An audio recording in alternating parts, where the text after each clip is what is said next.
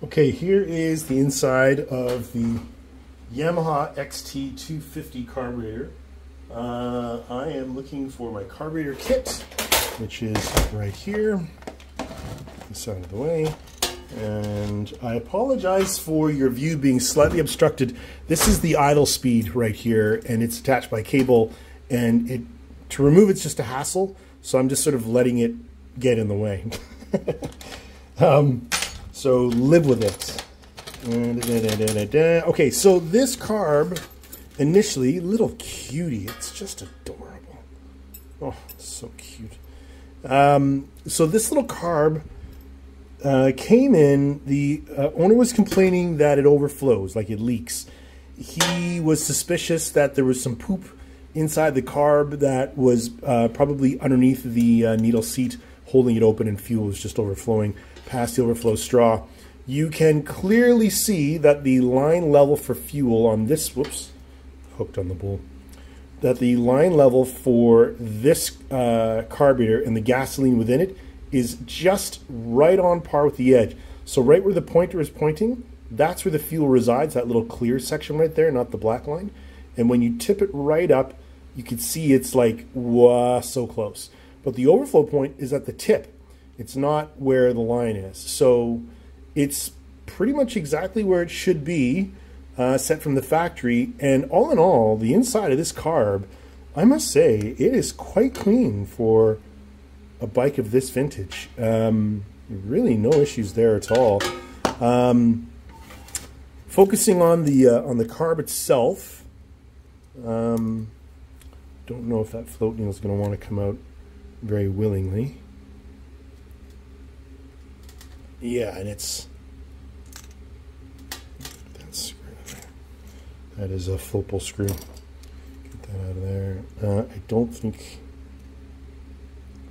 Yeah, it doesn't want to come out. All right, let's get a little encouragement out of the floor.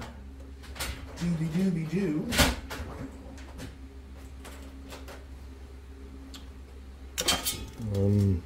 All right. This should fire right into my hand. No, wow. Here it comes. There we go. There's the pin. And let's get the float out the way. And we're just going to examine the seat from here. Again, we're looking right inside the needle seat, float needle seat, and it's looking really clean in there. Of course, this is going to be microscopic poop. We're not going to necessarily be able to see it with the naked eye. Give me cloth here.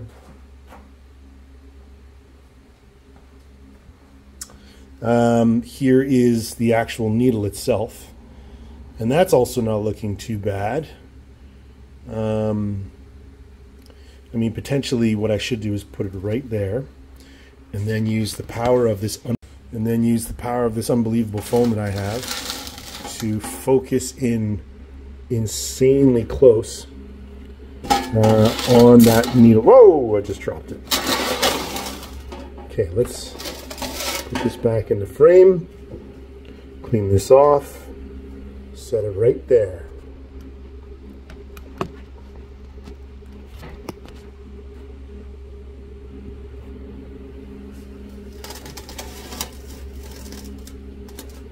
And there's our subject. Again, I can't focus on, look at that. The focus on this phone is just unbelievable. Focus. Focus. Yeah. Okay, maybe it's not that good. Let's back out a little bit. We get it? Yeah, so once it jumps to the next lens, it doesn't know what's going on. All right, well, okay, so like I said, we can't see it with the human eye. Should jump back to the next lens. There we go. Can't see it with the human eye, but overall, that is our needle with a rubber tip. And it's looking pretty good. I'm just going to get in here with my magnifying glass. Looking really good. I don't see any real evidence of poop in there, so I'm going to say that it's probably a float setting. Let's back out of here.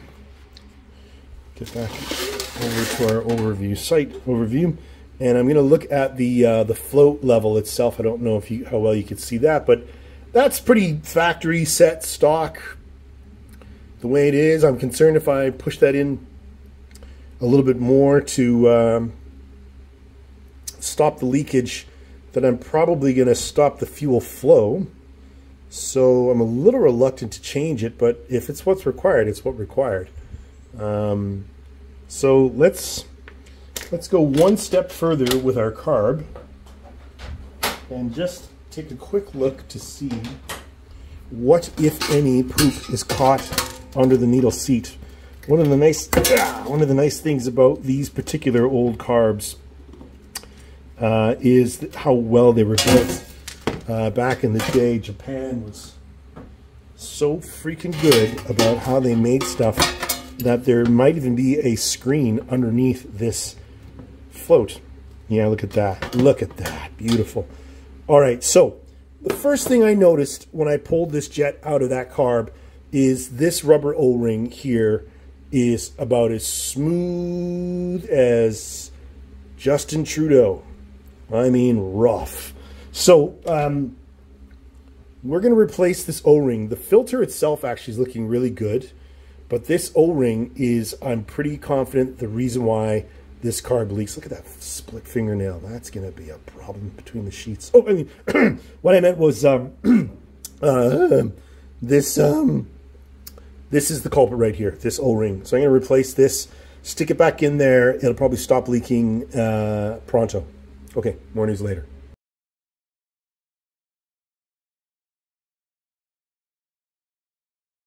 Okay, got those two O-rings in there, and two O-rings. I keep saying two. I got the replacement O-ring in the carb. That should stop the leak. Everything else appeared to look clean. I did not check the secondary or the main jets because inside of the carb is really nice and clean. We were only after a leak. Pretty sure that I found it. When I took the old O-ring out, you could see how dried up and cracked it was. And of course, it came apart when I was removing it. It wasn't like this when it was on the jet. But one little push and it broke right away. So, pew, gone now. And now I'm going to do a bench test, throw it back on the bike, and should be problem solved. Yahoo! Okay, actually, you know, there is one thing that I do want to make comment of about this adorable little carburetor that is factory clean and nice, was the lack of an air-fuel mix screw visible anywhere on the bike. Normally, I would expect it to be here, or I don't know if you can see through the hoses right there, but it isn't, and that's because the tamper-proof plug is still on it from the factory, and that's right there. So if you follow this as if this was a pathway, there's a little block-off nut or bolt right there, and then if you look just on top of it, there's a little air passage. You can barely see that, but there's a little air passage there, and that is your pilot air circuit. So when this butterfly is closed, air and fuel actually sneak right out that little hole and feeds the engine. This is the engine side, that's the airbox side, right? So air and fuel actually, well, air goes this way, fuel's down here, it gets picked up, and because that butterfly is shut, it goes through a circuit system underneath and sneaks out on the other side of the door and enters the engine just for idle speed. Your air-fuel mix has been set by the factory back in 19-diggity-doo when the bike rolled off the factory, and this tamper-proof has not been removed. If you're not experiencing any issues with how the bike rides or performs, then I guess I kind of recommend leaving it the way it is. Okay, I was going to say, I can't see the year that this bike was made, but if I had to guess, it's probably in the 90s. And fuel in those days was obviously way different than fuel is today. And that being said, I would have been inclined to think that that air mix screw tamper-proof plug should be removed by now, just so you could change the attitude and the way that the bike responds to off-the-line performance. But again, if you're satisfied with what it's doing, then just leave it be. But know that yeah, there is a jet setting in here that's never been cleaned, never been touched, never been looked at from the factory, and is hiding underneath this little cover.